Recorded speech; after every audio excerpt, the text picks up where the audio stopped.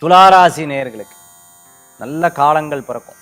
ஒரு விஷயத்தில் நீங்கள் எடுத்து இறங்கிட்டீங்கன்னா அந்த காலத்தை ஜெயிச்சே ஆகணுங்கிற ஒரு எண்ணங்கள் மனசில் கூடி வரக்கூடியதாக இருக்கும். சிறு பிரயாணம், தூர பிரயாணம், வெளியூர் பிரயாணம் லாப பிரயாணமாக மாறும். நல்லோர்களது நட்பு உங்களுக்கு ஒரு மிகப்பெரிய துணை நிற்கக்கூடியதாக இருக்கும். சின்ன சின்ன விஷயங்களில் கோபித்துக் கொள்வதை தவிர்த்து கொள்வது நல்லது.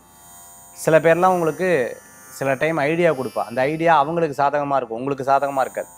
அரிசி பிஸ்னஸ் பண்ணிட்டு இருக்கவங்க, அரசியல் இருந்துட்டு இருக்கிறவங்க, மார்க்கெட்டில் பணியாற்றின்னு இருக்கிறவங்க, மிகப்பெரிய நிறுவனம் நடத்தின்னு இருக்கவங்க, ஆயில் சம்மந்தமான பிஸ்னஸ்ன்றோ ஹோல்சேல் ரீட்டைல் கடை வச்சுட்டு இருக்கிறவங்களுக்கு, கவர்மெண்ட் ப்ராஜெக்ட்ஸ் எல்லாம் எடுத்து நடத்தின்னு இருக்கிறவங்க, ரோட் கான்ட்ராக்டராக வந்துட்டு இருக்கிறவங்க, அதே மாதிரி ஹவுசிங் கான்ட்ராக்ட்லாம் எடுத்து பண்ணிட்டு இருக்கிறவங்களுக்கு அனுகூல்யம் தேடி வரும். சில விஷயங்கள்லாம் சார் எனக்கு வருமானமெல்லாம் இருக்குது சார், மனசில் நிம்மதி தான் இல்லை அப்படின்னு வருத்தப்பட்டவங்களுக்கு அதெல்லாம் மாறிடும். கவலைப்படாது, எதிர்காலத்தில் உங்களுக்குரிய நாட்களாக மாறும்.